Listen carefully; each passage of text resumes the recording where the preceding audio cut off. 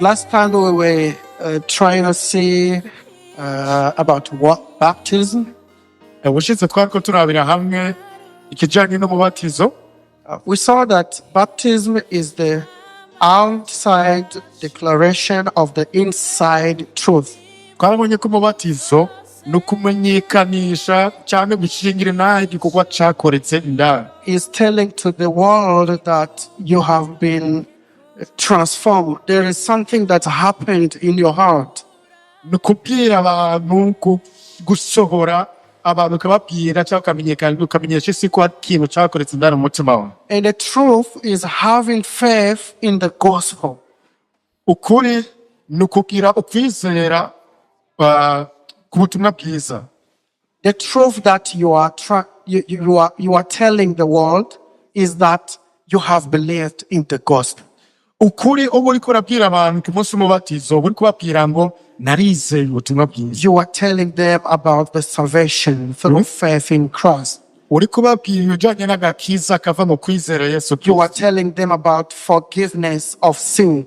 Uriko urababwira ibijanye no guharirwa ivyaha. Not just the present sins, Apana ivyaha vy'uno munsi gusa, but what we have done in the past and what we are doing today and the future sins. ahubwo n'ivyo twakoze n'ivyo turiko turakora n'ivyo tuzokora. Because Jesus doesn't forgive us only the sin in the past. Yesu ntaduhana ivyarenganye gusa, He forgave us the sin in the past, in the present, in the future.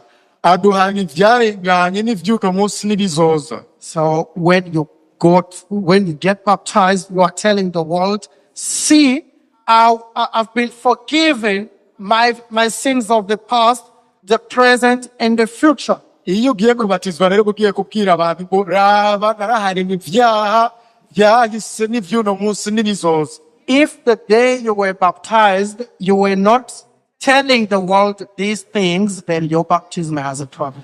Niba igihe ubatizwa atari ibintu vyari muri wewe wari kubwira abantu, umubatizo wawe urafise ikibazo. If you didn't know this good news, then you believed in the wrong news.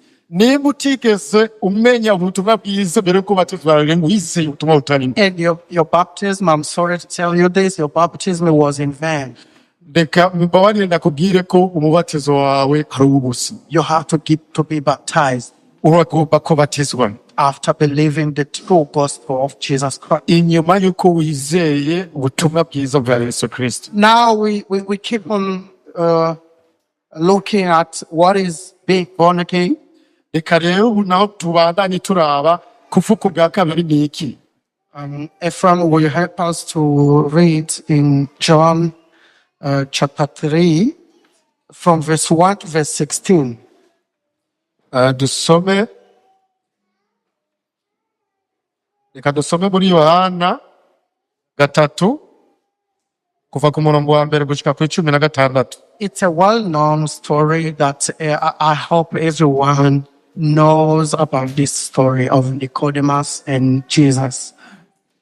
Ni inkuru itahuritse abantu twese tumenyereye, inkuru ijanye na Nikodemu.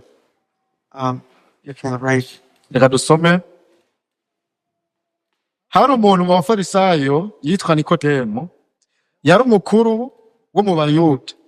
Uwo aza kuri we mw'ijoro aramubwira ati, mwigisha, turazi yuko uri umwigisha yavuye ku Mana, kuko ata muntu ashobora gukora ibimenyetso nk'ibyo ukora. Shiti Imana iri kumwe nawe. Yesu aramwishura ati, ni ukuri nakubwira, iyo umuntu atavyawe ubwa kabiri ntashobora kubona ubwami bw'Imana. Nikodemu aramubaza ati, umuntu ashobora ate kuvyagwa ashaje? Mbega yoshobora gusubira mu nda ya nyina akavuka? Yesu aramwishura ati, ni ukuri nakubwira, iyo umuntu atavyawe n'amazi na mwemu ntashobora kwinjira mu bwami bw'Imana. Ikivyawe n'umubiri naco n'umubiri, ikivyawe na mwemu naco ni mwemu. Nutangazwe n'ubwo bubwiye ni murakwiye kuvuka ubwa kabiri. Umuyaga uhuhuta aho ugomba, nawe ukumva igihuhuta cawo, ariko ntumenye aho uva n'aho uja. Uko niko amera uvyawe na mpwemu wese. Nikodemu aramubaza ati ivyo bishoboka bite? Yesu aramwishura ati ni wewe mwigisha w'Abisirayeli kandi ntitahura ivyo. Nukuri ndakubwira twebwe tuvuga ico tuzi kandi dushingira intahe ico twabonye, ariko imwemere igishinga ntahe cacu. Ko nababwiye ivy'isi ntimwemere, none muzokwemera mute ninababwira ivy'ijuru? Nta waduze mw'ijuru atari wamanutse ava mw'ijuru, niwe mwana w'umuntu wo mw'ijuru. Kandi uko Mose yamanitse inzoka mu bugaragwa, niko umwana w'umuntu akwiye kumanikwa, ngo umwizera wese ahabwe ubugingo budashira. Kuko urukundo Imana yakunze abari mw'isi ariko rwatumye itanga umwana wayo w'ikinege, ngo umwizera wese ntapfe rubi ariko arahabwe ubugingo budashira. Amen. Amen. I hope everyone knows this story. Ndizera ko umuntu wese azi inkuru. In this period, when before Nicodemus come to Jesus, Muri iki gihe imbere y'uko Nikodemu aza aho Yesu Kristo yari ari, we need to understand which period is this. turagomba gutangura ubwa mbere iki gihe cyari igihe kihe. In this period, the scholars, they say God was silent about 400 years. Aha abanditsi bavuga yuko Imana yari yarahoze itakivuga mu myaka amajana ane yose. No any information from God. Nta makuru n'amwe ava ku Mana abantu baronka. No prophecy. Nta bavugishwa. There was nothing quiet. Hari hatekere byaragacerere atajwi ry'Imana bumva. All they had was the Torah. Ico bari bafise gusa bari bafise Torah. And they had a promise of the coming of a Messiah. Ariko kandi bari bafise isezerano ry'ukuza kwa Mesiya. And each and every prophet or everyone who call himself a prophet, when he comes, they were trying to examine him through the promise of the Messiah written in the Torah. Muri iki gihe rero iyo haje umuntu wese akiyita umuvugishwa, bamanza bakagenda bakarimura bisunze muri Torah, igitabo cyabo cya Torah, bakaraba ko uyu muntu ari we vy'ukuri. Now this is the time Jesus is busy preaching, teaching. Nguyu rero Yesu Kristo nicyo gihe aje ko kwigisha. He's a star now in the whole country. The whole country is, everyone is speaking about Jesus. Nguyu rero yabaye rurangira ngabaye umusitari, igihugu cyose kiriko kivuga Yesu. Everyone, until the leaders of the church, the leaders of the religion, they were like, who is this guy taking people? Abantu bose n'abakuru b'amadini bose babazana ati uyu muntu ninde. And then we see Nicodemus coming in the time of the night. Aha rero tubona Nikodemu araje mw'ijoro. And you must understand, who is Nicodemus? Mbe Nikodemu bwa mbere ninde? He was a religious leader. Uyu yari umukuru w'idini. He was a Pharisee and a teacher of the law. Yari umufarisayo akongera akaba n'umwigishwa w'ivyagezwe. He was a Pharisee and a teacher of the law. Yari umufarisayo akaba n'umwigisha w'ivyagezwe.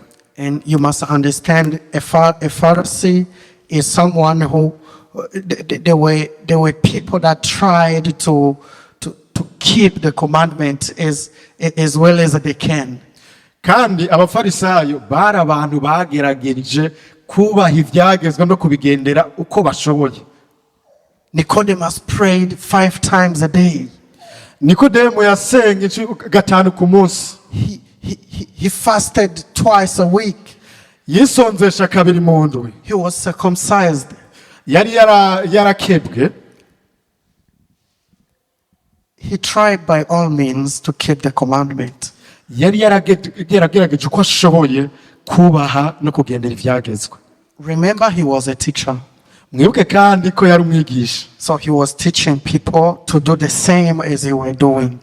yari kuyigisha abantu kugendera ibyagezwe cyangwa gukora nk'uko nawe akora. And he told them, you cannot enter the kingdom of God if you don't do this and this and this. Ikamabwira abantu ati ntushobora kwinjira mu bwami bw'Imana udakoze ibi bindi n'ibi. Remember, there's a time when a Pharisee and a tax collector, they met in the temple to pray. Mwibuke hari igihe abantu abafarisayo n'abatoza kori bahuriye mu ngoro gusenga. There was one Pharisee and one tax collector, they met in the temple to worship. Yari umufarisayo n'umutoza kori bahuriye mu ngoro. And then a Pharisee, in the way he was praying, he said, thank you, God, that I'm not like this tax collector. Umufarisayo arasenga avuga ati Mana ndagushima yuko ntameze nk'uriya mutoza kori. Because whatever needed to be done so that I can be good to you, I have done. Kubera ko ikintu cyose gisabwa gukorwa kugira ngo mere neza imbere yawe yagikora. I pray 5 times a day. Nsenga 5 ku munsi. I fast twice a week. Nisonzesha 2 ku ndwi. I give tithe. Ibigira 10 byanje ndabitanga neza cyane. I have a good standing before you. Nibaza ko mpagaze neza imbere yawe. So these things, they were things that these Pharisees were boasting in. Ibi rero nivyo bintu aba bafarisayo bari bubakiyeko. But to Nicodemus, he found it not complete. He didn't have peace in this. Ariko Nikodemu wewe ngo yaraje ahubwo asanze ibi bintu bituzuye ahubwo atangiye kubura amahoro kandi yarazi ko ayabikwije nawe. So he tried to see, like, is this man who is being famous here matching with the prophecies of the coming of a Messiah? Atangiye kuza aravuga ati uyu muntu numva yabaye rurangiranwa ngaha yoba harahuye n'ibi byagezwe ku buryo yokwitwa Mesiya. Then we see him coming to Jesus. Tubona rero ngo yaraje kwa Yesu Kristo After realizing that this man is not an ordinary man. Amaze gutabara ati uyu mugabo ntabwo ari umugabo asanzwe. This man, even though I'm a teacher of the law, I have to go to him. Aravuga ati nubwo ndi umwigisha w'ibyagezwe maybe he has an answer of my question or my struggle. Kumbura ashobora kuba afise inyishu y'ikibazo cyanjye. Because I'm struggling to have a peace that my name is written in heaven. Kuko ndafise ikibazo kuko atamahoro mfise sinahora neza ku izina ryanje ryanditse mu Yes, I have kept commandment. Kuko narubasha amategeko. I did whatever it meant to be done. Narakoze ibishoboka byose byasabwa gukorwa. But still no assurance. Ariko kandi ndacumva tacemezo ofise. I'm not sure. Numva ntemezwa neza mutima Then he wanjye. come to Jesus in the night. Ngo waraje rero mu ijoro aho Yesu ari. Him to come in the night, it is because he's a big teacher. He's a teacher of teachers. Impamvu yaje mu ijoro uko nyine yari umwigisha yigisha abigisha. And remember, Jesus was just a simple man. Kandi umenye ko Yesu Kristo yari umuntu asanzwe. And to see a teacher of teachers coming to a simple man like Jesus, people were going to laugh at him. Kubona rero umuntu umwigisha yigisha abandi aje kubaza ibibazo Yesu Kristo umuntu asanzwe abantu bari kumutwenga. That's why he came in the night when everyone is sleeping. Nicyo gituma yavuze ati ngenda mu ijoro abantu bose baryama. Then he came. He starts doing what we do, like, when you are hungry and you start saying, can you give me water maybe? Ngo waraje rero ashitse atangwa nyine kwa kuntu ariko dora twifatiye dusonje ukaza uti wampa amazi. But when they say, we have even food, do you want? And you pretend like, I ate, but I can touch. Ariko bakubwiye ati keneye amazi gusa ariko ninjya zirahari utangura kwegereza nari nari ariko nta kibazo ndakora. That's what he tried to do. He came and say, he came and said, Rabbi, we know you are a teacher who has come from God. nawe nuko yaje aravuga ati mwigisha turabizi kuri umwigisha uva ku Mana. Because no one can do what you do unless God is with them. Kuko nta muntu n'umwe ashobora gukora nk'ivyo ukora atavuga atari kumwe n'Imana. He's saying about what Jesus is doing outside, ariko aravuga ibintu Yesu ariko arakora hanze. but he has a question of going to heaven. ariko kandi ikibazo kiri mu mutima we kimuzanye ni ikibazo cyo kuja mu ijuru. He's trying to say, you are an amazing man, you look so nice, you teach very good. uri mwiza uranawigisha neza urakwanza usa neza. I was there when you healed Bartholomew, and he started to see, and I was standing right there. kandi hajya igihe wakiza Bartholomew hajya niho nari indi hajya nabonye atanguye kubona hajya niho nibere naguma nirabira gusa. But he trying to hide a question that is bringing troubles to him. ariko agerageza guhisha ikibazo kiriko kimuturira mu bugingo. And Jesus, because he is God, he knew exactly what is in his heart. ariko Yesu kuko ari Imana yarazi kiri mu mutima wiwe. He looked straight into his heart. araba mu mutima wiwe. And he gave him, he didn't say, yes, I'm a good teacher, I know, but he said, truly, truly, I tell you, unless one is born again, he cannot see the kingdom of God. Yesu ntiyavuze ngo ego ngo ndumwigisha mwiza urako ndabikora neza n'ibitangaza ndakubita waze ngasasika inganda, ariko yavuze ngo nukuri ndakubwira utavyawe na mwemwe ntashobora kubona ubwami bw'Imana, utavyawe ubwa kabiri. And Nicodemus was confused.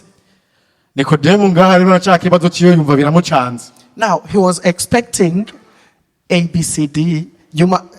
I know you have done this, but do this, so that you can be free and get ready to go in the kingdom of God. we yararindiriye ko Yesu acavuga ati urabona ko ivyagezwe bijya 10 wavyubashe neza, rero habuza kanaka kora ibi nibi navyo kugira ngo uce wigira mu bwami bw'Imana. But Jesus is saying about being born again. ariko Yesu Kristo ngo yizana ibindi bintu byo kuvuka bugira kabiri. Sound well to the teacher of teachers.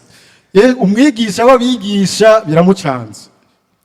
And then he said, how can a man be born again when he is old? Must he go back into his mother's womb? aravuga ati ariko umuntu yovuka gute bugira kabiri kandi akuze, yosubira mu nda mwa nyina akavuka. At least Nicodemus understood that he was born once.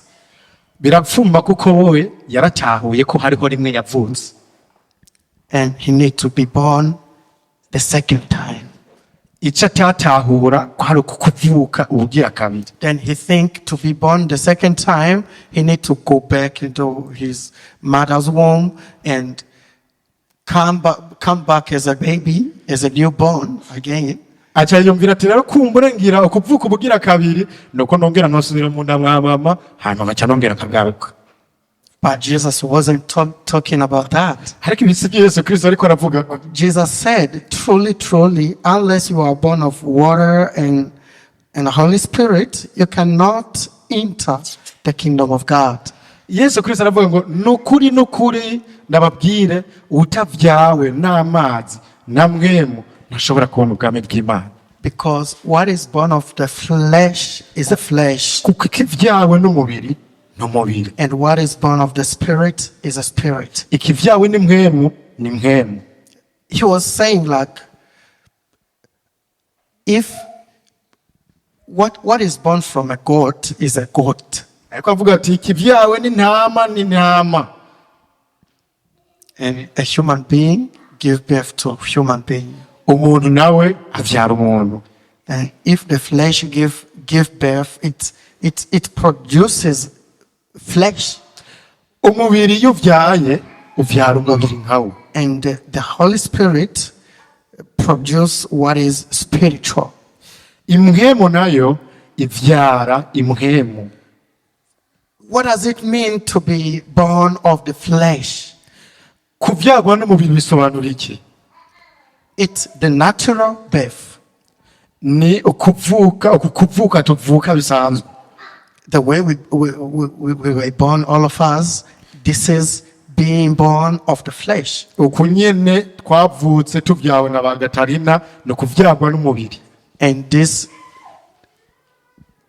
birth has a problem, a serious problem. Kandi uku kuvyagwa n'umubiri bifise ikibazo gikomeye cyane. Remember, Nicodemus also was born naturally, like all of us. Mwibuke ko na Nicodemus nawe yari yaravutse kunyene twavutse natwe. So if Jesus is telling him you cannot go in the kingdom of God where you are still like this, nimba Yesu ariko aramubwira ngo ntushobora kuja mu bwami bw'Imana ukimeze uko, is the bad news that the whole creation that was born in a natural way will never go to the kingdom of God. Iyi ni inkuru mbi yuko umuntu wese yavyawe n'umubiri yavutse mu buryo bw'umubiri ntashobora kwinjira mu bwami bw'Imana. Why? Kubera iki rero?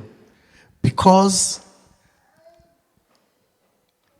our body, our natural birth is it produces what is self-deceiving.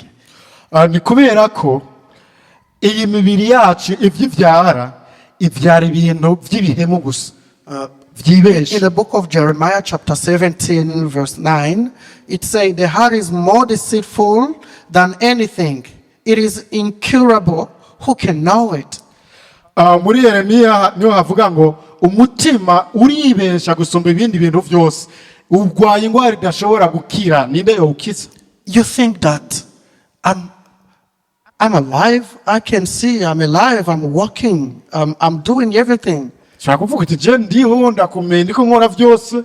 But whenever God look at you, he sees a dead person. Ariko Imana iri kwirakuraba ibona umupfu. He doesn't see life in you. Nta buzima nta bugingo ikubonamwo. If you are born naturally, then there's no life in you. Nimba wavutse mu buryo bw'umubiri nta bugingo ufise. That's why everyone that was born naturally, he will die twice. Nico gituma umuntu yavutse mu buryo bw'umubiri azopfa kabiri. He will die the physical death. Azopfa urupfu rw'umubiri and the eternal death. Yongera apfe urupfu urudashira twice. Azopfa mu buryo bubiri. Some people they say when you die you die. That's the end. Abantu bakubwira ngo iyo upfuye ubupfuye biba biheze. But when you die it doesn't end from there. Ariko iyo upfuye si hajya biherera. Although it's starting from there. Ahubwo hari ubundi buzima buba butanguye. Whether eternal death bishobora kuba ari urupfu rw'ibihe bidashira or eternal life. Canke ubugingo budashira. But it doesn't end on the death, on the natural death. Ariko ntibirangirira ku rupfu rw'umubiri. The number 2 is the natural birth produces what is natural and evil. So ikigira kabiri, ukuvuka mu buryo bw'umubiri bivyara kameremere y'icaha. Jesus is telling us what we found in the heart of everyone. Aha ijambo ry'Imana ko ritwereka ivyo dusanga indani mu mitima y'abantu. When Jesus was saying in Mark chapter 7 verse 21, he said, for from within, out of the heart of a man comes evil thought. Mu gihe Yesu ariko aravuga muri Mark 7:21, Yesu ariko avuga muri Mariko 7:21 ngo avuga ngo kuko imbere mu mitima y'abantu havamwo ivyiyumviro bibi, ubushakanyi, sexual immorality, ubushakanyi, theft, ubwivyi, murder, ubwicanyi, adultery, ubusambanyi, coveting, ukwipfuza, wickedness, kugira nabi, deceit, ubugunge, sexuality, ivy'isoni nke, envy, ijisho ribi, slander, ibitutsi, pride, ubwibone, foolishness. n'ubupfu. All these evil things comes from within and they defile a person. Ibyo bibi byose biva imbere nivyo bihumanya umuntu. So if in your heart, in my heart, there is these things, nimba mu mutima wawe hari ibi bintu, we cannot please God. ntidushobora guhimbaza Imana. And the number 3 that Jesus was saying is that we have no ability to obey the commands of God. Yesu Kristo kandi arerekana yuko tutanashoboye kubaha amabwirizwa y'Imana. If in my heart there is adultery, there is gossip, there is killing, there is stealing, I cannot obey even the law. Umutima wanjye hari ubusambanyi, ubwivyi, urusaku, ibi byose bituma ntashobora guhimbara Imana. In James chapter 2, it says, whoever keep the commandment and fail to one. Muri Yakobo kabiri avuga ngo umuntu wese yubaha ibyagezwe akananirwa agatsitara kuri kimwe gusa, then you are guilty of all. no kuvuga byose ubirenzeho.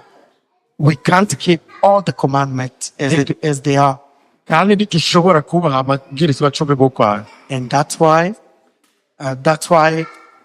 we cannot see the kingdom of God. Kandi niyo mpamvu tudashoboye kubona ubwami bw'Imana. This is bad news to the humanity. Iyi ni inkuru mbi ku mwana w'umuntu. So Nicodemus is seeking for assurance of salvation, Nicodemus ariko ararondera icyemezo cy'agakiza. but the answer that is given by Jesus, it's like with this dimension of human, you cannot enter the kingdom of God. Wewe ariko yirondera icyemezo cyo kubona ubwami bw'Imana, ariko igishaha avuga ngo umeze uko, ukimeze uko, uri umuntu ushobora kugera mu bwami. There must be a change. Hagomba kubihinduka. Let's see the second birth of being born of the Spirit. Reka turabe ikindi cya kabiri cyo kuvuka mu buryo bw'impemu. That is born of the Spirit is a spirit. Ikivyawe ni mwemu, nacho ni mwemu. Verse 7 of John chapter 3, verse 7. Yohana gatatu umurongo w'indwi. We read, you should not be surprised at my saying. Aramubwira ngo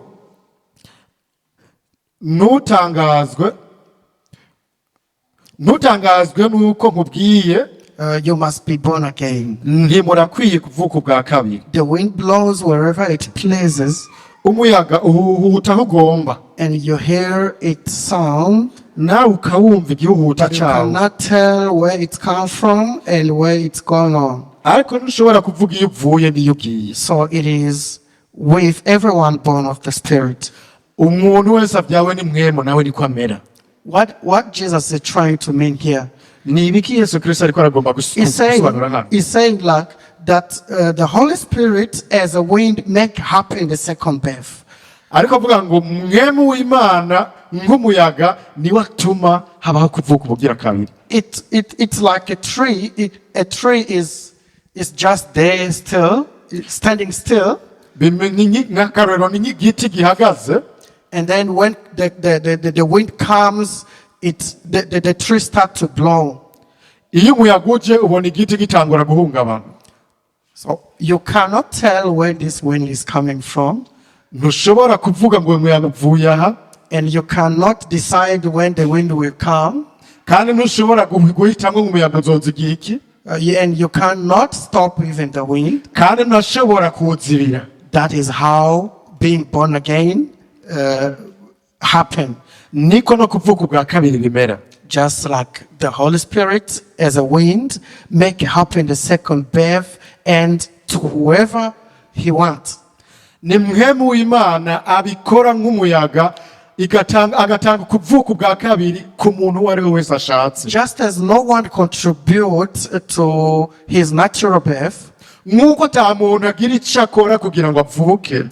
I think no one of us here who said to his parents, Please, I want to get to be born. hari umuntu ari ngaha muri twebwe yari yabwiye abavyeyi biwe ati mumvyare ndakeneye kuvuka. No one. Nta n'umwe. And when you were still in the womb, did you contribute anything so that you come to the world? No mu gihe nyoko yari amaze kugusama uri ndani mu nda hari ikintu wakoze kugira ngo ushobore kuvayo? There's nothing. Nta kintu na kimwe wakoze. Wisanze ibyo ni ngaho. You were just in the womb trying, eating everything the mother eats, you grab, you eat.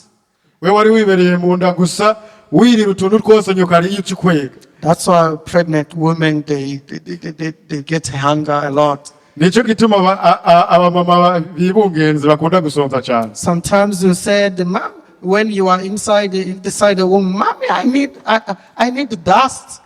Rimwe na rimwe uburi ndani mu nda ukabwira nyoko ati mama nshaka utuvu. And your mom started to go and grab sand. Nyoko agatanga kugenda aratora utuvu n'udusenya agenda arajya. I need a mango. Ngomba umwembe. And your mommy, you don't have even a mango tree in your yard. Then your mommy is walking around in somebody's compound, trying to see where is a mango with a stone at the back. Iwanyu nta mwembe hari nta giti cy'umwembe kihari nyoko agatatangura kuzunguruka mu mirima y'abandi arondera hari umwembe. You can't contribute anything to your birth. Nta kintu na kimwe ushobora gukora kugira ngo uvuke. It is the same to be born again. By the Spirit, you can't contribute anything. Niko binameze no mu kuvyagwa n'imwemu nta kintu na kimwe ukora ngo kugira ngo uvuke. It is the work of the Spirit. Ni igikorwa cya mwemu yera kugira ngo uvuke. Some preacher they say, if you want to be born again, come to the front. Hari abantu usanga bigiye abapastor cyangwa abasiguzi bari kuvuga ngo umuntu ashaka kuvuka ubwa kabiri naze ngaha. I don't agree with that. Because no one say I want to get born, to be born. No one. No.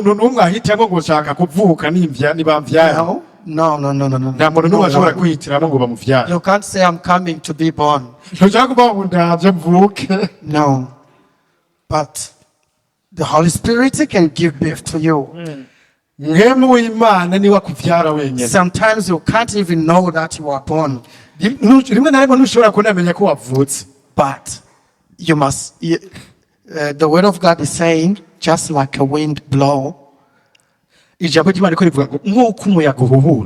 something start to happen in your life. Then you realize something has happened.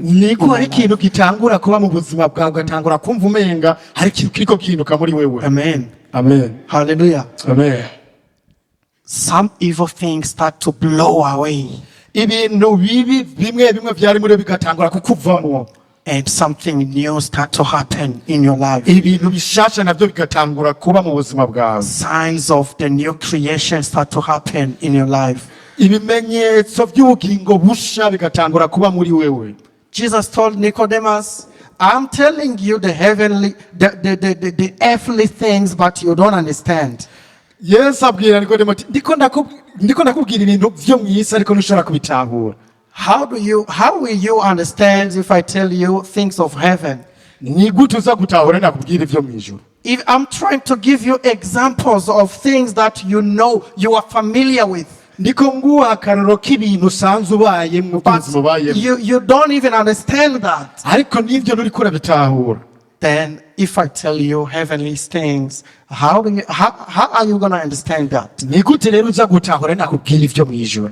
Nivyaha bikoneye gutahura. Jesus knows that Nicodemus is the teacher of the law. That's why he said, you are a teacher of the law. What do you teach to people if you can't even understand the earthly things?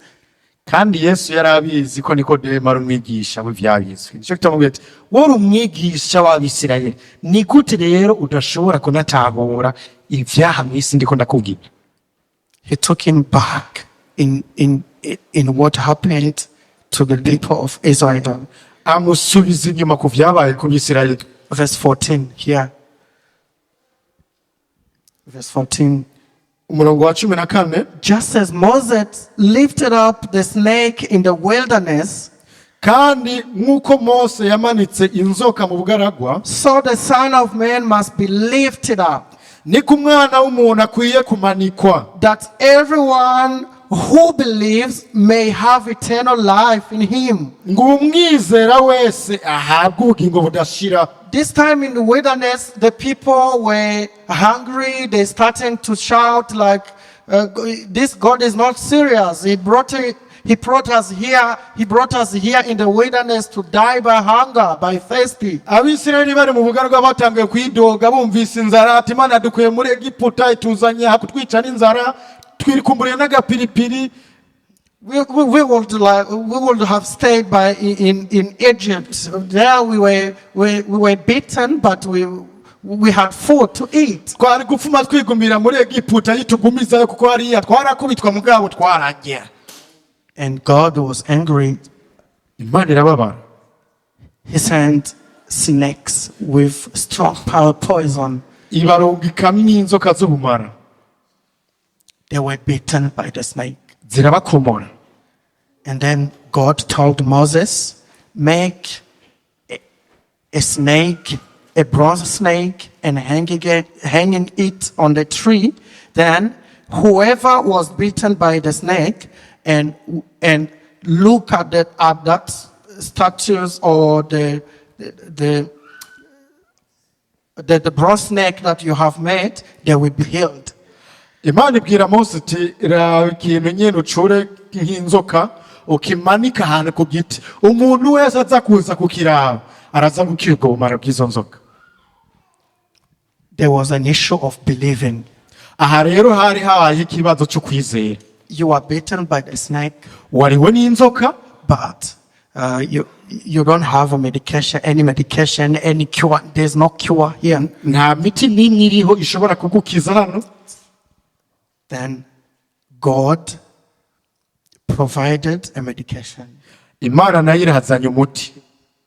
A bronze snake Izanye ikimenyetso cy'inzoka nyine hanging on a tree.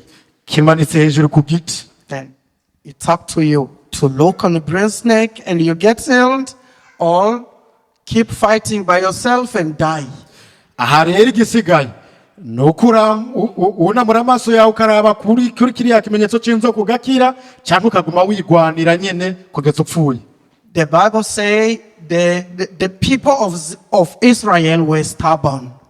Ijambo ry'Imana rivuga ngo aba bantu b'Abisirayeli bari intumva. They were people that refused. They said, we can't look at that. Hari abantu bavuga ati sinshobora kuraba kiriya kintu A bronze snake healed me from the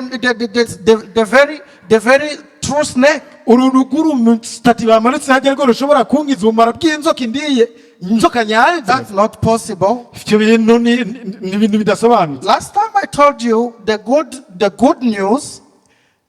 news sometimes is hard even to believe. Ubushize narababwiye ko inkuru nziza iragoye rimwe na rimwe kwemera.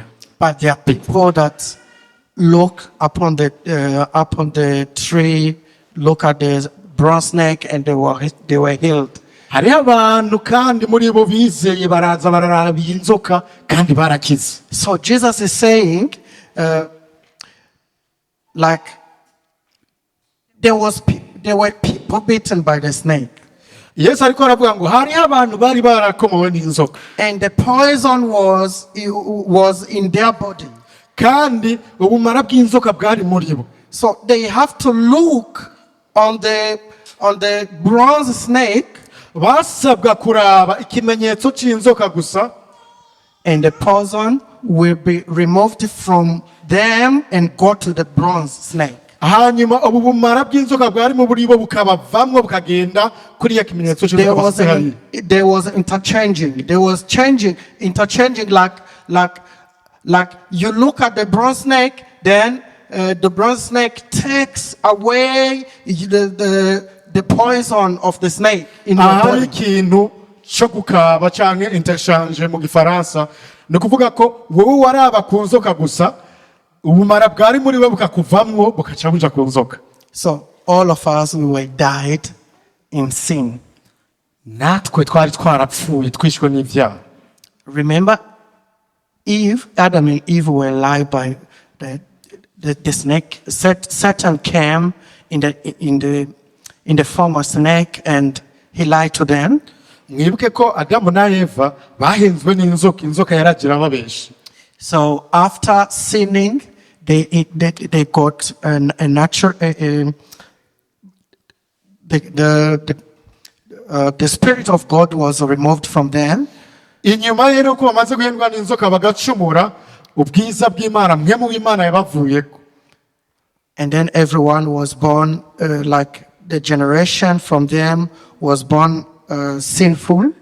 Twese tuca tuvuka turi abanyabyaha ko tuvuye ku wacumuye. That's why when Jesus is hanged on the cross as the bronze snake, Nico gituma Yesu Kristo amanitswe ku giti nka ya nzoka, and we look upon him, hanyuma tukunamura amaso tukaramuraba, he takes away every poison that we have in our bodies. adukuramwo ubumara bw'icyaha dufise mu bugingo bwacu, He takes away that curse. akadukuramwo ujya muvumo w'ivyagezwe.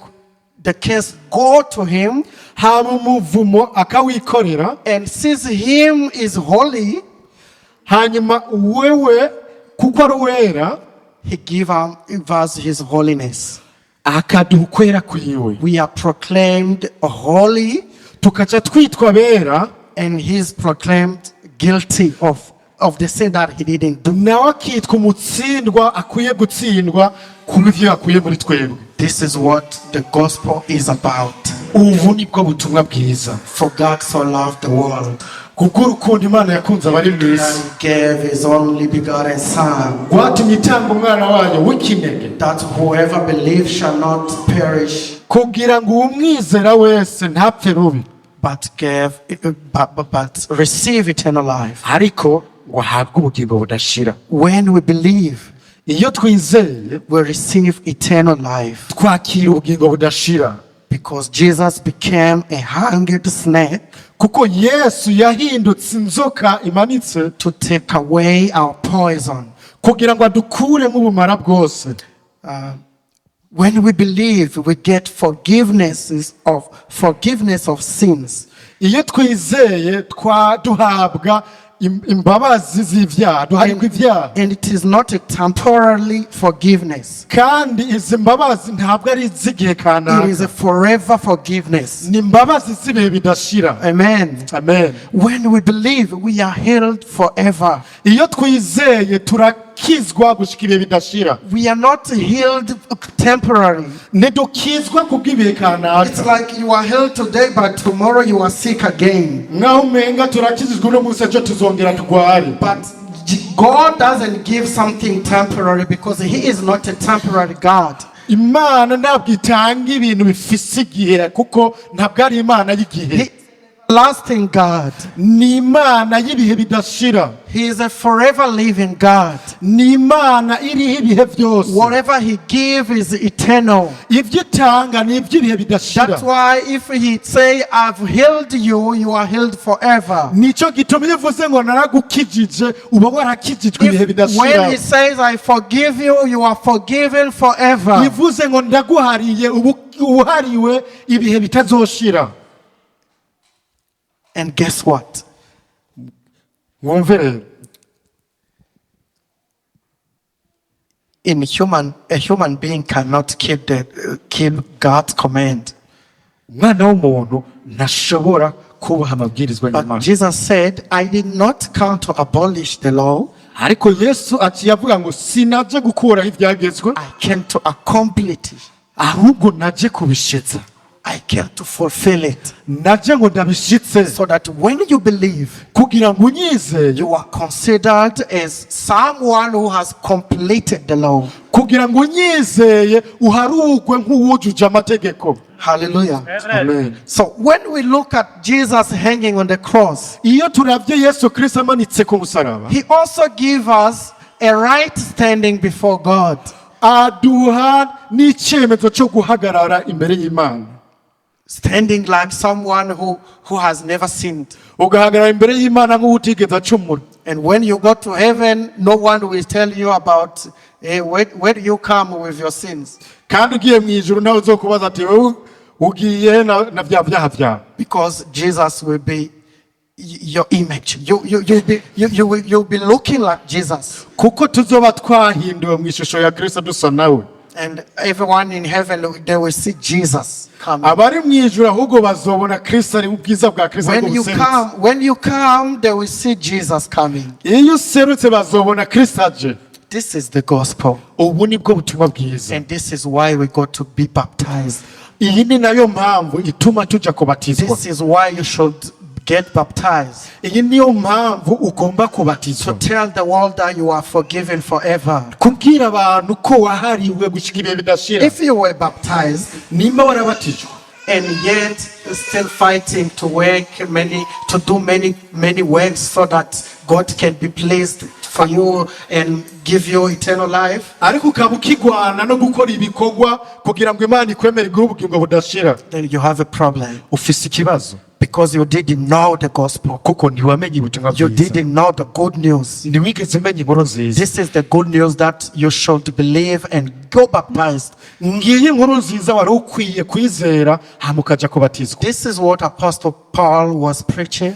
iyi niyo nkuru, ibi nivyo Pawulo yigisha. This is what Apostle Peter was teaching. ibi nivyo Petero yigisha. Even Apostle John was teaching the same gospel. ibi nivyo na Yohana nawe yigisha. Every preacher should preach this kind of gospel. abasiguzi bose bari bakwiye kwigisha ubu butumwa bwiza, so that people believe and be baptized. kugira ngo abantu bizere hama babatizwe. Jesus said, whoever believes in the gospel and is baptized, they will be saved. Yesu aravuga ngo uwizera akabatizwa hazokizwa. Can you believe today? mbega wo kwizera uno munsi? Is the Holy Spirit touching your heart?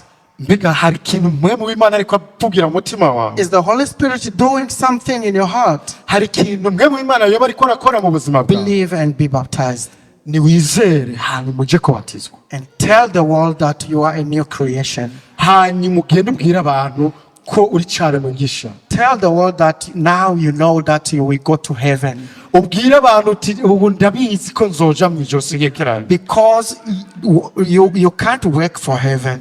kuko uzi neza ko udashobora gukorera ijuru. But you are given heaven because of Jesus.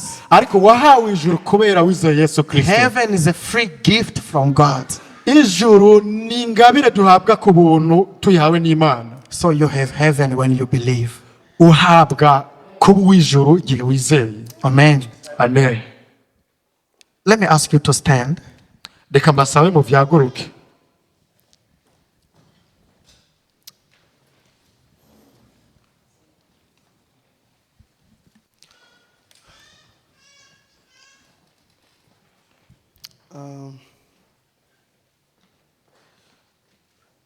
Maybe you've not believed in the gospel before.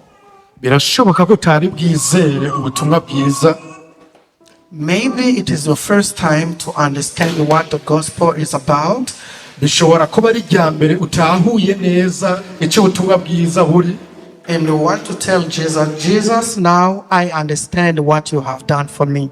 nawe ukaba ushaka kubwira Yesu uti Yesu ndatahuye neza igikorwa wankoreye. I've been many years in church, maze imyaka myinshi mu ishengero, but I've never understood being a Christian, what is meant to be a Christian. ariko sinari bwatahure kuba umukristo icyo ari cyo. What Jesus has done on the cross, I've never understood that. sinari bwatahure igikorwa wakoze ku musaraba. And today you want to tell Jesus, Jesus, I come to you. ukavuga uti Yesu Kristo ngomba kukubwira ko uno munsi nje kuri wewe. I realize I've never received you. ndatahuye neza umutima wanje ko ntari bwakwakire. Because receiving Jesus is receiving what he gives. kuko kwakira Yesu Kristo ni ukwakira icyo atanga. So if you have never known what Jesus gives, then you haven't received Jesus yet. ariko nimba utari bwatahure icyo Kristo atanga bivuze ngo ntiwari bwakire Yesu Kristo, and you want to say, Jesus, I want to receive you, uno munsi ukaba wumva ushaka kuvuga ngo Yesu ndashaka kukwakira, and I want to tell the world that I have received you, hanyuma ngende hanze mbwira abantu ko nakwakiriye, you can come forward. urashobora gutera intambwe ukaza hano, You can come forward. urashobora kuza hano. The time I understood the gospel, Umunsi natahuriye ku butumwa bwiza, after many years being in church, inyuma y'imyaka myinshi ndi mu ishengero, singing in the choir, ndirimba mu makorari, playing the drums, mvuza ingoma, I realized I don't have Jesus. natahuye uti nubwo nakora ibyo byose nta Yesu Kristo afise. Because whenever they ask me, if you die today, can you go to heaven? Kuko igihe cyose bambajije ati upfuye uno munsi woja mu ijuru, I will say no, naca mvuga ntoya, I'm not sure. sinzi ndabizi neza.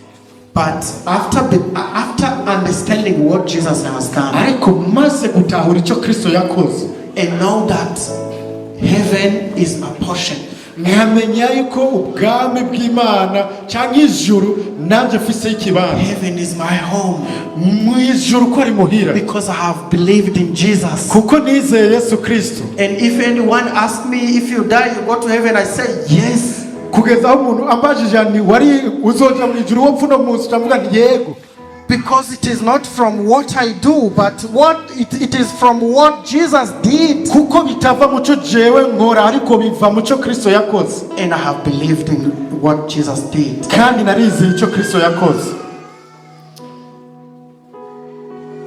I came to receive him. Naciye mpaguruka ndamwakira.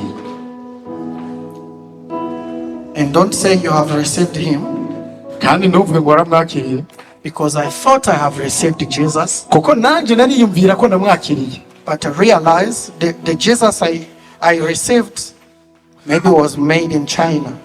ariko nagarutse gusanga ahubwo Yesu nakiriye ngira yari uwo wari yakorewe mu Bushinwa, Because he cannot give me heaven, kuko ntiyashobora kumpa ijuru, he cannot give me peace. ntiyashobora kumpa amahoro. But the Jesus I'm telling you today Ariko uyu Yesu niko mbabwira uno is munsi, Jesus. When you receive him, you have eternal life. ni Yesu umwizeye uno munsi uhabwa ubugingo When budashira. you receive in him, heaven is yours.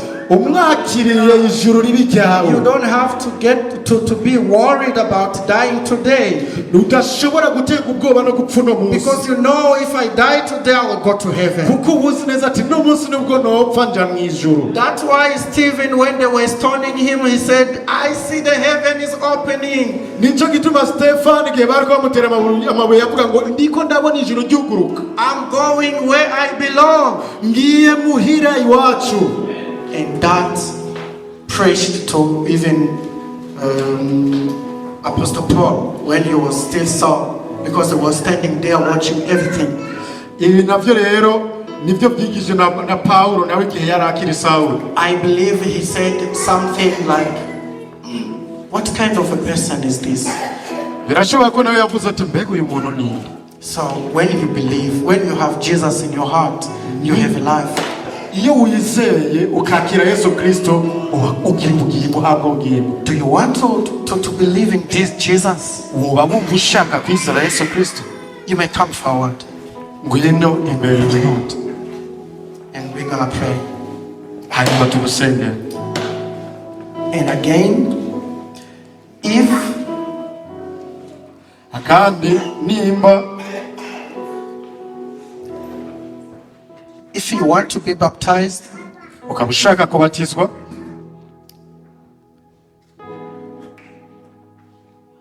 talk to me muyagishe Edmond so that we can organize. If I'm saying next week, right? kugira ngo kwa Mungu za tubabatize. Alright. So turafise bamwe bamaze gusaba kubatizwa, n'ubundi iyo bayifuza kubatizwa urahawe kaze. Niba warizeye Yesu Kristo uhawe kaze kugira ngo ubatizwe, kuko tubatizwa kuko twizeye, ko kwizera ko kuvuka ubwa kabiri. Ariko utarizera uhamagarirwa kubatizwa.